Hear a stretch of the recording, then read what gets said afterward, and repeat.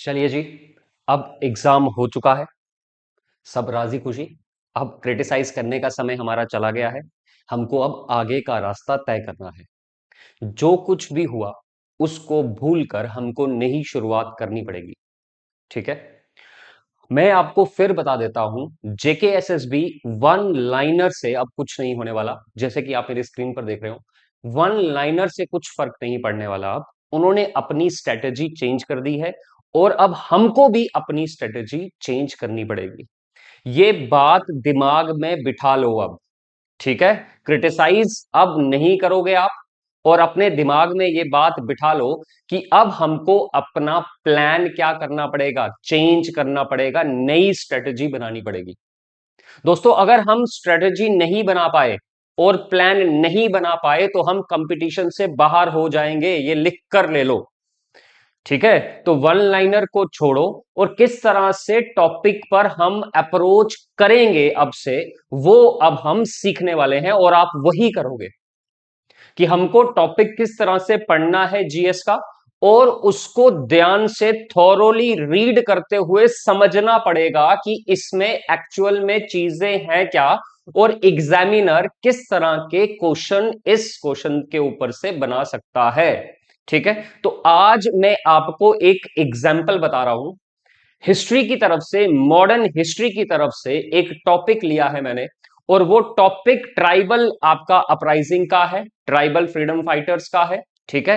किस तरह से वो लोगों ने क्या किया, नेशनलिज्म में अपना योगदान दिया। तो हम उसको किस तरह से पढ़ेंगे और क्या क्या चीजें उसमें हो सकती हैं वो हम देखेंगे। तो टाइम ना वेस्ट करते हुए ये वीडियो जरूर देखना, एंड तक देखना कि किस तरह से हमारी अब अप्रोच होने वाली है। और जो आज मैं जो टॉपिक ले रहा हूं, हो सकता है आपके फ्यूचर में वो एग्जाम में काम आ सके।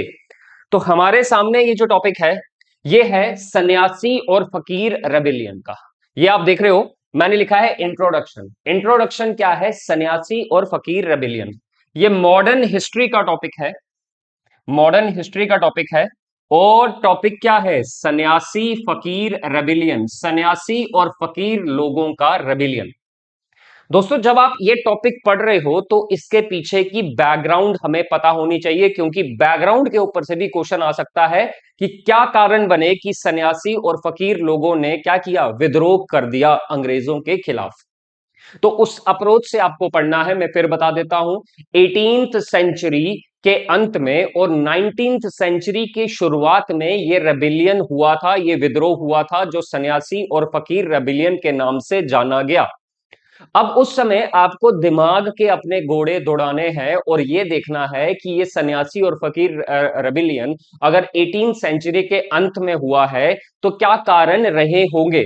दोस्तों, सबसे बड़ा आप ये देखोगे बैकग्राउंड में कि बैटल ऑफ बक्सर के बाद बंगाल पर कब्जा कर दिया गया था और ब्रिटानिया हुकूमत अपने आप को एक्सपैंड कर रही थी। अपने आप को एक्सपैंड करने के साथ बंगाल जीतने के बाद उन्होंने सारी पॉलिटिकल पावर अपने हाथ में ले ली थी। और अगर पॉलिटिकल पावर अपने हाथ में ली है तो वो लोग नए नए एडमिनिस्ट्रेटिव चेंजेस कर रहे थे। अगर वो लोग नए एडमिनिस्ट्रेटिव चेंजेस कर रहे थे तो इसका मतलब उन्होंने लैंड रेवेन्यू सिस्टम को भी क्या किया होगा, चेंज किया होगा। लैंड रेवेन्यू सिस्टम माने कि उन्होंने टैक्सेस को बढ़ा दिया होगा, और जब टैक्सेस बढ़े होंगे इसका प्रेशर किस पर आया होगा, किसानों पर आया होगा। और यहीं से हमने सन्यासी और फकीर रेबिलियन को पकड़ना है, समझना है कि ऐसा क्यों हुआ होगा कि लैंड रेवेन्यू सिस्टम से सन्यासी और फकीर लोगों ने क्या किया, विद्रोह किया अंग्रेजों के खिलाफ। एक पॉइंट आपको यहां पकड़ना है कि जब ये रेबिलियन हुआ तो लैंड रेवेन्यू सिस्टम को ब्रिटिशर्स ने क्या कर दिया था, चेंज कर दिया था। और इसका इंपैक्ट सन्यासी फकीर लोगों पर किस तरीके से पड़ा था। हालांकि जब लैंड रेवेन्यू सिस्टम बढ़ता है तो वो किसानों के लिए क्या है, फायदे का सौदा नहीं है। किसानों को अब ज्यादा टैक्स देना पड़ता था अंग्रेजों को। और ये जो फकीर और सन्यासी लोग थे ये जगह जगह घूम के आर्म्स पर डिपेंड होते थे। आर्म्स मतलब रोटी के लिए ये भिक्षा मांगते थे, कपड़े के लिए भिक्षा मांगते थे, खाने के लिए ये लोग भिक्षा मांगते थे। और थोड़ा बहुत पैसा भी इनको लोगों से मिल जाता था, पर्टिकुलरली फार्मर्स और जमींदार से। और जब लैंड रेवेन्यू सिस्टम छेड़छाड़ की गई ब्रिटानिया हुकूमत की तरफ से, तो अब लोगों के पास खाने को कुछ नहीं था, तो वो इन लोगों को क्या देते, तो सन्यासी और फकीर रेबेलियन, सन्यासी और फकीर लोगों को अंग्रेजों के खिलाफ इसी बात पर क्या था, गुस्सा था। साथ में आप देखते हो कि 1772 के समय बड़ा फेमाइन, अकाल बंगाल की तरफ बड़ा था और वहां पर भी लोगों के पास कुछ खाने के लिए नहीं बचा था। तो ये जो सन्यासी और फकीर लोग बेचारे जो घर घर जाकर घूमते थे और अपने लिए भिक्षा इकट्ठा करते थे, इनको वहां से भी हाथ मलने पड़े थे। तो ये सारे कारण बने हैं सन्यासी और फकीर रेबेलियन कराने के पीछे। तो हम यहां पर इंट्रोडक्शन इसको अच्छे से पढ़ेंगे और देखेंगे कि किस तरह से इस टॉपिक से क्वेश्चन सेट किया जा सकता है। तो यहां पर आप देख रहे हो, the Sannyasi Fakir rebellion was an early anti colonial resistance movement in Bengal. तो ये सन्यासी फकीर रेबिलियन कहां हुआ, आपने देख लिया सर ये बंगाल में हुआ। तो अगर वन लाइनर भी आता है तो हमें पता है कि बंगाल में हुआ है। मैंने आपको बताया क्यों हुआ होगा, वो भी मैंने आपको कारण बताया, आगे हम उसको डिस्कस करेंगे। और ये कब हुआ, during the late 18th century. तो यहां पर 18th सेंचुरी के लेट में सन्यासी और फकीर रेबेलियन हुआ, कहां पर, बंगाल में। मैंने बोला बंगाल जीतने के बाद ये इन लोगों के पास, ब्रिटिशर्स के पास पॉलिटिकल पावर आ गई थी, वो एडमिनिस्ट्रेटिव चेंजेस और लैंड रेवेन्यू सिस्टम चेंज कर रहे थे। अब सन्यासी आपको पता है हिंदूज के साथ रिलेट करता है, सन्यासी हिंदूज के साथ रिलेट करता है, और फकीर किसके साथ रिलेट करता है, मुस्लिम्स के साथ क्या रिलेट करता है, फकीर रिलेट करता है। अब यहां पर लिखा है, देखो सन्यासी फकीर रेबिलियन, वही बात जो मैंने कही वही लिखी है।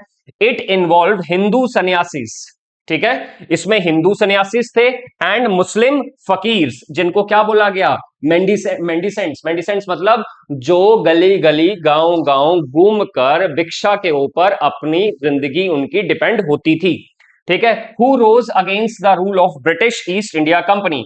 तो सन्यासी फकीर लोगों ने एक रेजिस्टेंस दिखाया 18th सेंचुरी में बंगाल में, और अंग्रेजों के खिलाफ क्या कर दिया, धावा बोल दिया।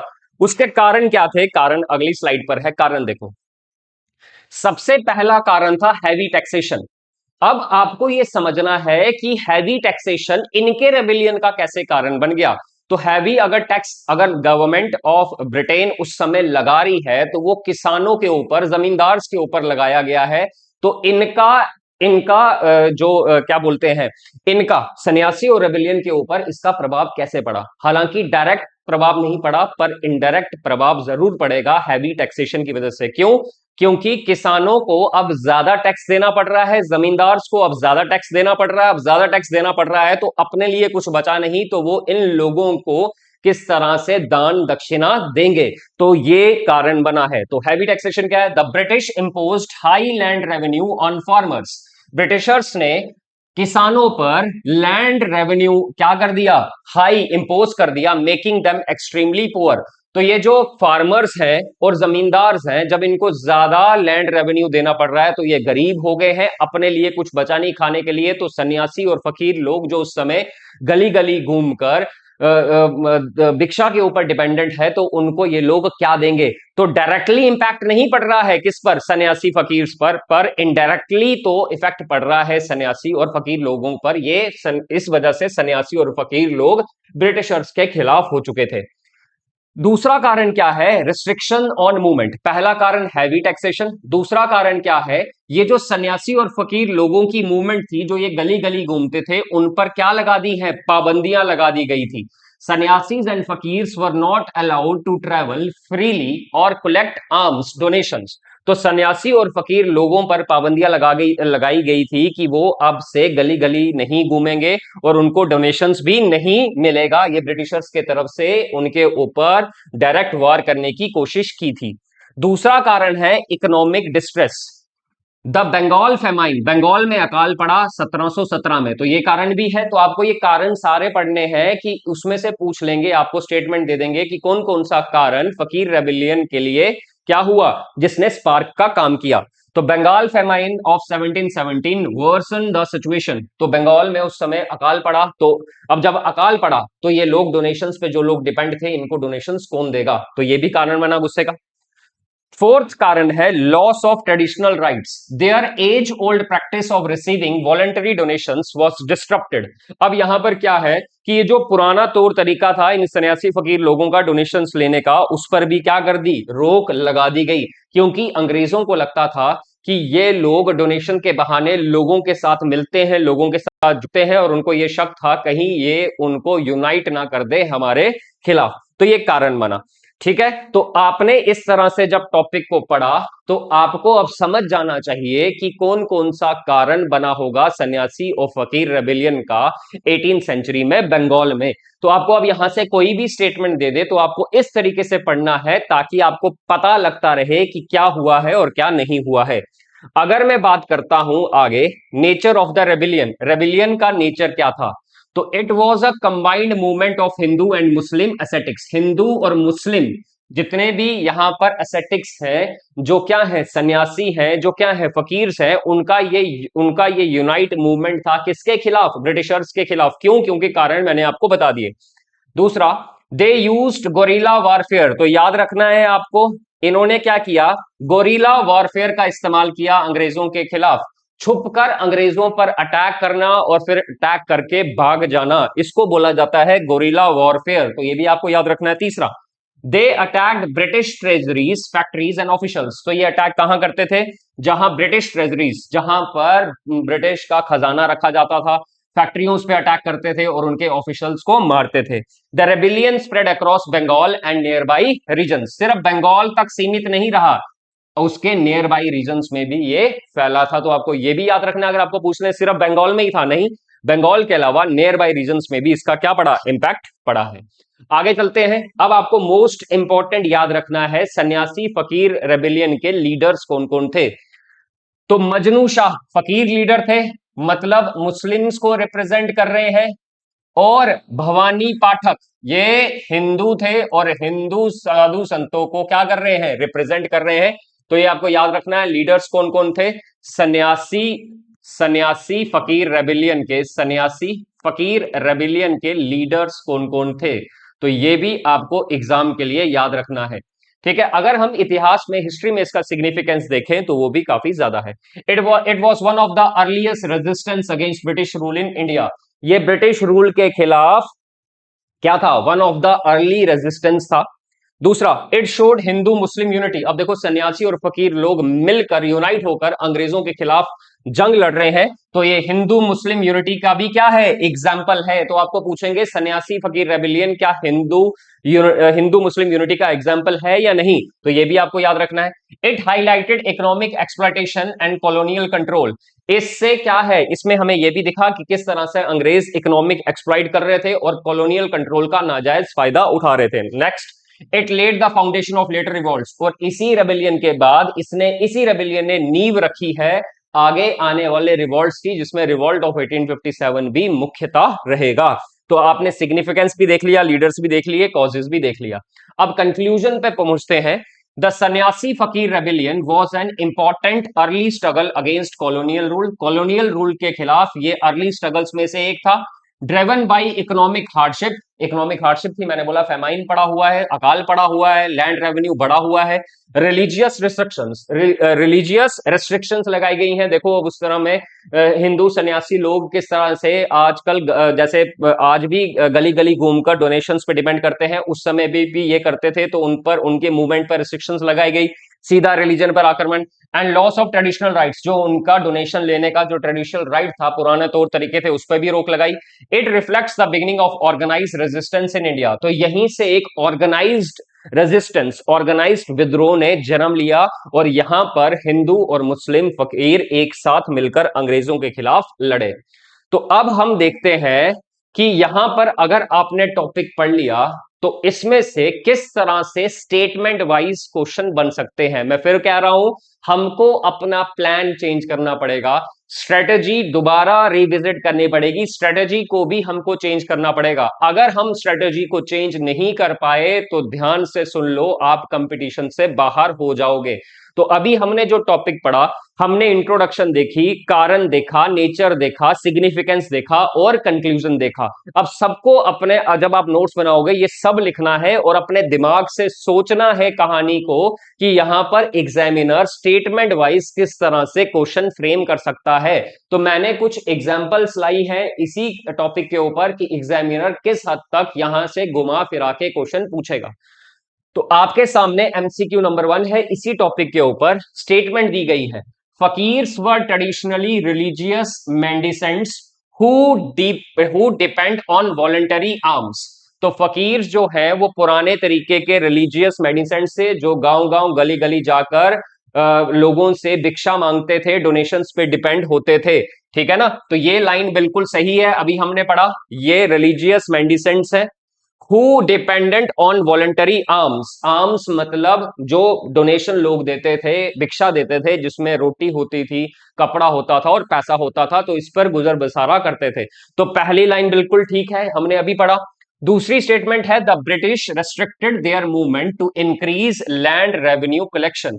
तो ब्रिटिशर्स ने उनकी मूवमेंट को रोका ताकि वो लैंड रेवेन्यू क्या कर सके, बढ़ा सके। तो यहां पर जो है, यहां पर दूसरी स्टेटमेंट है the British restricted their movement to increase land revenue collection.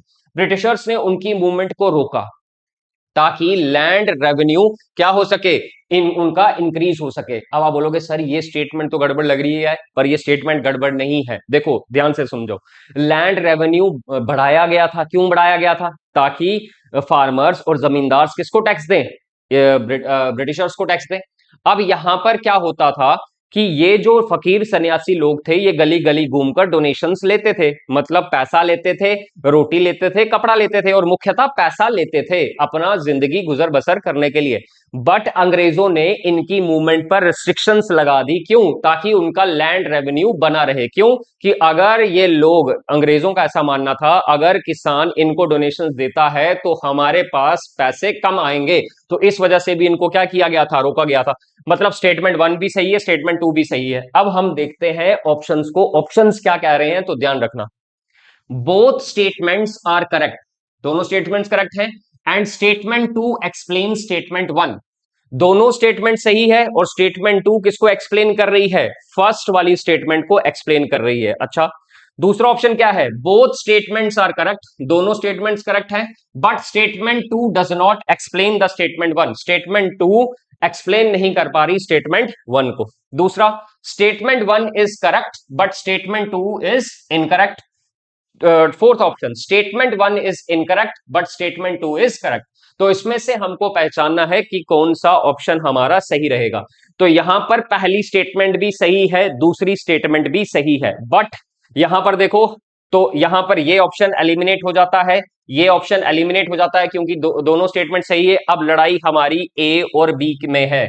ए क्या कहता है, दोनों स्टेटमेंट करेक्ट है, और स्टेटमेंट टू स्टेटमेंट वन को एक्सप्लेन कर रही है। तो एक बार फिर आपको देखना है स्टेटमेंट टू किस तरह से एक्सप्लेन कर रही है स्टेटमेंट वन को। स्टेटमेंट वन में बोला है फकीर जो है वो डोनेशंस पे डिपेंड थे। दूसरा, ब्रिटिशर्स ने उनकी मूवमेंट को रेस्ट्रिक्ट कर दिया था रेवेन्यू, ताकि उनका रेवेन्यू जो कलेक्शन है वो बढ़कर रहे। तो दोनों अपने आप में इंडिपेंडेंट स्टेटमेंट है। ये पहली स्टेटमेंट को क्या कर रहा है, एक्सप्लेन नहीं कर पा रहा, तो इसका आंसर क्या होगा, बी होगा। आंसर नंबर बी, एक्सप्लेनेशन, दोनों सही है, बट दो एक को एक्सप्लेन नहीं करता। ठीक है जी, दोनों अपने आप में इंडिपेंडेंट स्टेटमेंट है, दूसरी पहले वाले को एक्सप्लेन नहीं कर रही। इस तरीके के क्वेश्चन आगे और वो घुमा सकता है क्वेश्चन को। जब आपने टॉपिक पढ़ लिया तो हम दूसरा क्वेश्चन भी देख लेते हैं। एमसीक्यू नंबर 2 क्या लिखा है,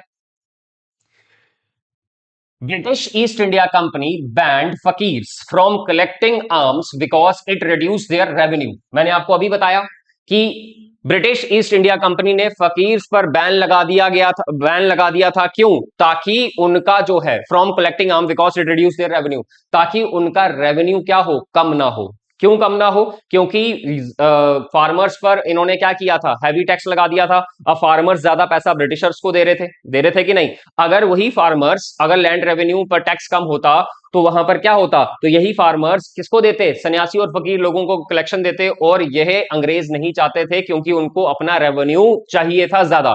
तब British East India company banned फकीर्स from collection arms because it reduce their revenue. ये स्टेटमेंट बिल्कुल सही है। दूसरी statement, fakirs were seen as potential political threat by the Britishers. तो फकीरों को बैन करने के पीछे उनका मकसद यह भी था, मैंने आपको अभी भी बताया, कि ये अंग्रेज ये देख रहे थे कि ये जो फकीर और सन्यासी लोग हैं ये लोगों के साथ जुड़ते हैं, और अंग्रेजों को ये डर था कि कहीं ये लोग उन लोगों को यूनाइट ना कर दे हमारे खिलाफ। तो दूसरी लाइन भी सही है, तो पॉलिटिकल थ्रेट की तरह देखते थे, अभी हमने पढ़ा। तो यहां पर पूछा है both correct and two explains one, दोनों स्टेटमेंट करेक्ट है और सेकंड स्टेटमेंट वन को एक्सप्लेन कर रही है। Both correct but two does not explain one, दोनों करेक्ट है बट सेकंड स्टेटमेंट फर्स्ट को एक्सप्लेन नहीं कर रही है। तीसरी statement one correct two incorrect, ये तो कैंसिल हो जाएगा क्योंकि दोनों स्टेटमेंट सही है। तो ए और बी में हमारी लड़ाई है। तो both correct but two does not explain one, both दोनों स्टेटमेंट सही है, और ये जो सेकंड स्टेटमेंट है वो फर्स्ट को एक्सप्लेन नहीं कर पा रहा। क्यों नहीं कर पा रहा? क्योंकि दोनों अपने आप में क्या है, इंडिविजुअल और इंडिपेंडेंट रीजंस हैं। तो हमने अभी पढ़ा था ना, रीजंस पढ़े थे, रीजंस पढ़े थे और कॉजेस पढ़े थे कि किस तरह से क्या हुआ, फकीर और सन्यासी रेबिलियन हुआ। तो ये हमने कारणों में पढ़ा, इसमें दूसरा पहले को एक्सप्लेन नहीं कर पा रहा। अगले क्वेश्चन की तरफ बढ़ते हैं। Statement number 3, MCQ number 3, statement 1, Fakir uprising was mainly caused due to religious conflict between Hindus and Muslims. तो यहां पर बोला गया है फकीर जो रेबिलियन हुआ है उसका मेन कारण है कि हिंदू और मुस्लिम्स के बीच में जो रिलीजियस कंफ्लिक्ट है उसकी वजह से ये हुआ। ये तो हमने पढ़ा ही नहीं, क्योंकि हमने पढ़ा था कि इनमें यूनिटी थी। तो पहली स्टेटमेंट ही गलत है कि नहीं? पहली स्टेटमेंट गलत। और दूसरी स्टेटमेंट क्या है? इकोनॉमिक एक्सप्लॉयटेशन कारण है, इकोनॉमिक एक्सप्लॉयटेशन हुआ था, and restrictions on traditional practice led to the uprising. Economic exploitation and restrictions on traditional practice led to, यहां पर कारण के बारे में बोला है। तो कारण क्या है? कारण यह है कि इकोनॉमिक एक्सप्लॉयटेशन कर रहे थे ब्रिटिशर्स, और फकीर और सन्यासी लोगों के मूवमेंट पर क्या कर दी थी उन्होंने? रिस्ट्रिक्शंस लगा दी थी उनके ट्रेडिशनल प्रैक्टिसेस पर। तो ये स्टेटमेंट बिल्कुल सही है। ठीक है, इसमें बोला है बोथ वर करेक्ट, तो गलत। बोथ इनकरेक्ट, गलत। वन करेक्ट, वन करेक्ट और दूसरी वन, पहली वाली सही और दूसरी गलत, तो ये भी गलत है। फर्स्ट आपकी क्या है? इनकरेक्ट। फर्स्ट आपकी क्या है? Incorrect, and second is correct. तो ये आपका ऑप्शन बिल्कुल सही है। हमने अभी पढ़ा, क्या पढ़ा? हमने पढ़ा था, अभी पढ़ा था कॉजेस। कॉजेस हमने पढ़े, रीजंस हमने पढ़े फकीर रेबिलियन के। तो हमने क्या पढ़ा था कि यहां पर जो इकोनॉमिक एक्सप्लॉयटेशन है और उनके जो ट्रेडिशनल प्रैक्टिसेस पर बैन लगाया था अंग्रेजों ने, उसकी वजह से ही क्या हुआ? ये विरोध हुआ। तो स्टेटमेंट 2 सही है। स्टेटमेंट 1 क्यों गलत है? क्योंकि इसने बोला है कि जो फकीर अपराइजिंग है वो बेसिकली हिंदू मुस्लिम की लड़ाई की वजह से हुआ। तो ये तो हमने कहीं नहीं पढ़ा। तो यहां पर फर्स्ट इनकरेक्ट है और सेकंड क्या है? करेक्ट है। और आगे कैसे उसको पूछ सकता है? Question number 4, MCQ number 4, statement 1, fakirs use to collect arms as a part of traditional system. तो ये बिल्कुल सही है। ठीक है ना, पहली लाइन बिल्कुल सही है। फकीर ये जो आर्म्स भिक्षा इकट्ठा करते थे ये इनके ट्रेडिशनल सिस्टम का हिस्सा था, पुराने तौर तरीके से जी रहे थे, बिल्कुल सही। दूसरी statement, British allowed this system to continue without any interference. क्या ब्रिटिशर्स ने फकीर और सन्यासी लोगों को ट्रेडिशनल प्रैक्टिसेस को कंटिन्यू रखा था? ये तो हमने कहीं पढ़ा ही नहीं। तो ये स्टेटमेंट बिल्कुल गलत है। इसमें लिखा है बोथ करेक्ट, तो ये गलत हो जाएगा। बोथ इनकरेक्ट, तो ये गलत हो जाएगा। One correct and two incorrect, पहली स्टेटमेंट बिल्कुल सही और दूसरी इनकरेक्ट, तो ये सही हो जाएगा। इसका आंसर होगा आंसर नंबर सी। नेक्स्ट बढ़ते हैं, एमसीक्यू नंबर 5। तो देखो, the British restrictions on fakirs were purely for maintaining law and order. तो यहां पर लिखा है कि जो ब्रिटिशर्स की रेस्ट्रिक्शंस थी फकीर्स के ऊपर, वो क्या है? लॉ एंड ऑर्डर को मेंटेन करने के लिए था। तो ये बिल्कुल सही स्टेटमेंट है। कैसे? क्योंकि ब्रिटिशर्स को ये डर था कि कहीं ये फकीर और सन्यासी जो गली गली गांव गांव जाकर लोगों से भिक्षा ले रहे हैं, कहीं ये लोगों के टच में आकर लोगों को यूनाइट ना कर दें, और जिसकी वजह से ये लोग हम पर क्या कर दे? धावा बोल दें। तो लॉ एंड ऑर्डर की प्रॉब्लम तो थी। तो ये लाइन बिल्कुल सही है। अपने दिमाग से सोचना है क्या हो सकता है। दूसरी स्टेटमेंट है इकोनॉमिक, आपने दिमाग से सोचना है, British restriction of fakirs for purely maintaining law and order. ठीक है, और लॉ एंड ऑर्डर सिर्फ देखते हैं, इसको एक बार फिर देख लेते हैं। आई थिंक थोड़ी सी गलती हुई है। British restrictions on fakirs were purely for maintaining law and order. अब कहा तो था इन्होंने law and order, law and order, but ये फिक्शियस था। ठीक है, ये क्या था? फिक्शियस था। बिल्कुल क्या था? फिक्शियस था। इन्होंने कहा तो था बट मेयरली क्या था? ये एक्सक्यूज था। अब कारण क्या था? कारण मैंने आपको बता दिया। कारण क्या था? कारण यही था कि वो लोगों से जुड़ ना जाए। दूसरा है economic and political consideration were also behind these restrictions. तो इकोनॉमिक, मैंने आपको बताया कि ब्रिटिशर्स को लग रहा था कि अगर इन लोगों को डोनेशन मिलेगी तो हमको कम हो जाएगी, तो इकोनॉमिक कारण तो था। And political consideration were also behind these restrictions, और उनके पॉलिटिकल कारण भी थे ताकि लोग जो है इनके साथ मिलकर यूनाइट होकर हम पर दावा ना बोल दें। तो यहां पर लिखा है both correct and second explain once, तो ये हो नहीं सकता। दूसरी एक्सप्लेन नहीं कर पा रही फर्स्ट को। Both correct but two does not explain one, तो ये भी गलत है आपका option. First correct second incorrect, पहली करेक्ट है और सेकंड इनकरेक्ट है। देखो, कहा तो था ब्रिटिशर्स ने कि हम लॉ एंड ऑर्डर मेंटेन करने के लिए इन पर रिस्ट्रिक्शंस लगा रहे हैं, बट ये क्या था, सिर्फ और सिर्फ एक्सक्यूज था, ऐसा कहीं नहीं था। तो डी ऑप्शन सही होगा। फर्स्ट इनकरेक्ट है, पहली स्टेटमेंट इनकरेक्ट है और दूसरी क्या है, सही है। ठीक है, मैंने लिखा भी एक्सप्लेनेशन लॉ एंड ऑर्डर सिर्फ क्या था, एक्सक्यूज था। अगले क्वेश्चन की तरफ बढ़ते हैं, लास्ट, ये थोड़ा सा ट्रिकी किया है, और ट्रिकी क्या है question, MCQ number 6। Fakirs free movement help them establish contact with rural population. तो यहां पर देखो, फकीरों की जो फ्री मूवमेंट थी गांव गांव गली जाने की, उसकी वजह से वो रूरल पॉपुलेशन से क्या होते थे, कनेक्ट हो पाते थे, बिल्कुल सही। दूसरी स्टेटमेंट क्या कहती है, this network made them capable of organising resistance against colonial rule. और ये जो गली गली गांव गांव जाकर लोगों से कनेक्ट होते थे, तो इनको उसमें क्या मिलती थी, हेल्प मिलती थी, ताकि लोगों को ये ऑर्गेनाइज कर सके ब्रिटिशर्स के खिलाफ। तो दूसरी स्टेटमेंट भी क्या है, यहां पर दूसरी स्टेटमेंट भी सही है। अब हमारे ऑप्शन देखते हैं, ऑप्शन क्या है, both correct and two explains one, both correct but two does not explain one, one correct two incorrect, पर दोनों सही हैं, तो ये वाली तो गलत होगी। अब हमारी लड़ाई ए और बी में है, तो हम देखेंगे both correct and two explains one, both statement correct है और दूसरी स्टेटमेंट वन को एक्सप्लेन कर रही है। देखो कैसे कर रही है। मैंने बोला स्टेटमेंट वन क्या है, fakirs free movement help them establish contact with rural population. जो फकीरों की फ्री मूवमेंट थी वो क्या करती थी, वो लोग गांव गांव गली गली जाते थे और क्या करते थे, लोगों के साथ, गांव के लोगों के साथ जुड़ते थे। जुड़ने के पीछे कारण क्या है, ताकि वो क्या कर सके, लोगों को क्या कर सके, यूनाइट कर सके अंग्रेजों के खिलाफ। तो दूसरी स्टेटमेंट यही है, this network made them capable of organising resistance against colonial rule. तो दूसरी स्टेटमेंट फर्स्ट को क्या कर रही है, एक्सप्लेन कर रही है, तो इसमें हमारा ऑप्शन नंबर ए क्या होगा, सही रहेगा। तो इस तरीके से हमारी अप्रोच होनी चाहिए क्वेश्चंस को पढ़ने के लिए। अगर हमने अपना प्लान या स्ट्रेटेजी नहीं बदली तो हम एग्जाम से बाहर हो सकते हैं, इस बात का आपको ध्यान रखना है। तो किस तरह से हमारा अप्रोच होगा, मैंने आपको आज एक परफेक्ट एग्जाम्पल बता दी है। आई होप आपको ये समझ में आया होगा। आने वाले दिनों में हम और लेक्चर्स के साथ मिलेंगे, तब तक के लिए जय हिंद जय भारत।